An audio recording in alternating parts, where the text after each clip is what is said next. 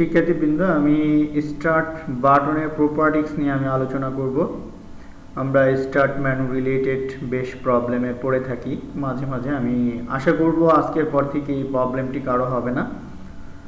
তো আমাদের অনেক সময় এরকম হয়, স্টার্ট মেনুতে প্রবেশ করার পর আমরা এখান থেকে রান পাই নাই, অথবা এখানে আমরা অথবা কম্পিউটার অথবা ডকুমেন্টস অথবা কন্ট্রোল প্যানেল কোনো একটি ফাংশন এই এরিয়াতে আমরা দেখতে পাচ্ছি না, সেটাকে পাচ্ছি না। ফলো করবেন যে রানও অনেক সময় এখানে পাওয়া যায় না।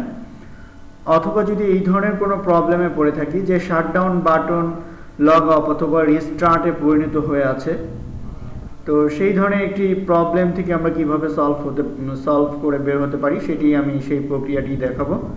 তো স্টার্ট মেনুর প্রপার্টিক্সে যাওয়ার জন্য আমরা স্টার্ট মেনু এই স্টার্ট বাটনের উপর রাইট ক্লিক করছি।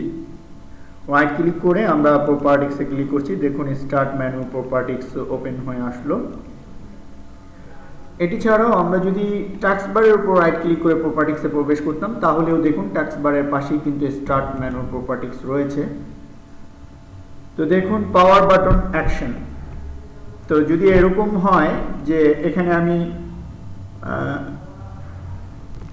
রিস্টার্ট এই ফাংশনটি সিলেক্ট করে আমি অ্যাপ্লাই করে দিচ্ছি। দেখুন এখন যদি আমি কম্পিউটার অফ করতে চাই, সেক্ষেত্রে আমি স্টার্ট বাটনে ক্লিক করে দেখুন এখন যদি আমি ক্লিক করি তাহলে কিন্তু রিস্টার্টে ক্লিক হয়ে যাবে। তো এই ধরনের একটি প্রবলেম থেকে আমরা কিভাবে মুক্তি পেতে পারি, অথবা আমি যদি এই রিস্টার্ট বাটন থেকেও এখান থেকেও শাটডাউন দেওয়া পসিবল। আমরা এই যে ট্রায়াঙ্গেলের যে রাইট ট্রায়াঙ্গেল রয়েছে, এই ট্রায়াঙ্গেলের উপরে মাউস পয়েন্টারটি আনলেই এখানে দেখুন বাকি ফাংশনগুলি চলে আসছে। কিন্তু আমরা চাচ্ছি সব সময়ের জন্য এখানে টার্ন অফ থাকবে, অর্থাৎ কম্পিউটার অফ করে দিব আমরা, এই ফাংশনটি থাকবে। এটা ছাড়াও যদি এখানের কোনো একটি ফাংশন যদি চলে যায়, সেগুলো আমরা কিভাবে আনবো দেখুন। আমরা এখানে যদি সিলেক্ট করে দিই শাটডাউন, আমি অ্যাপ্লাই বাটনে ক্লিক করছি, তাহলে দেখুন স্টার্ট মেনুতে গেলেই কিন্তু এখন আমি শাটডাউন দেখতে পাচ্ছি।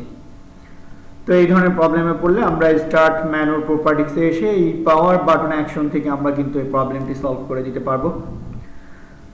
তো এটা ছাড়াও যদি এরকম হয় যে এই মাঝের কোনো একটি ফাংশন আমাদের নেই, সেক্ষেত্রে সেটি আমরা কিভাবে নিয়ে আসবো, আমরা কাস্টমাইজে ক্লিক করব।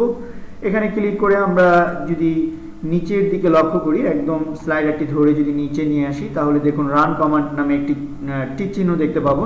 তো এই টিক চিহ্নটি উঠিয়ে আমি ওকে বাটনে ক্লিক করছি, দেন আমি অ্যাপ্লাই বাটনে ক্লিক করছি।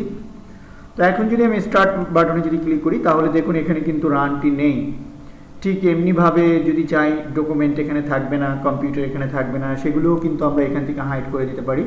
যেমন ডিসপ্লে অ্যাজ লিঙ্ক, আমি যদি এখান থেকে ডোন্ট ডিসপ্লে দিস লিঙ্ক, আমি এই রেডিও বাটনটি সিলেক্ট করে আমি যদি ওকে বাটনে ক্লিক করি এবং দেন আমি যদি অ্যাপ্লাই বাটনে ক্লিক করি, তাহলে দেখুন এখানে কিন্তু আমরা মাই কম্পিউটারটি কিন্তু আমরা দেখতে পাচ্ছি না। ঠিক এমনিভাবে কন্ট্রোল প্যানেল যদি হাইড করতে চাই, সেক্ষেত্রে আমরা টাস্ক বারে এখানে গিয়ে আমরা এখান থেকে কন্ট্রোল প্যানেল এখানে যদি আমরা ডোন্ট ডিসপ্লে করে দিই, তাহলে দেখুন এটিও কিন্তু আমাদের স্টার্ট মেনুতে কিন্তু আমরা পাবো না। তো এই ধরনের প্রবলেমে যদি আমরা কখনো পড়ে থাকি, তাহলে আমরা সেটি এই স্টার্ট বাটনের উপর রাইট ক্লিক করে আমরা প্রপার্টিক্সে গিয়ে আমরা কাস্টমাইজে ক্লিক করে এখান থেকে যদি আমরা ডিসপ্লে অ্যাজ লিঙ্ক এই রেডিও বাটনটি সিলেক্ট করে দিই, ডিসপ্লে অ্যাজ লিঙ্ক এই রেডিও বাটনটি যদি সিলেক্ট করে দিই, দেন আমরা এখান থেকে রান কমান্ড এই চেকমার্ক বক্সটি দিয়ে আমরা ওকে বাটনে ক্লিক করছি, দেন আমি অ্যাপ্লাই বাটনে ক্লিক করছি। দেখুন এখন কিন্তু আমার এখানে রান এবং কম্পিউটার এবং কন্ট্রোল প্যানেল প্রতিটি ফাংশনই কিন্তু রয়েছে। শিক্ষার্থীবৃন্দ, আল্লাহ হাফেজ।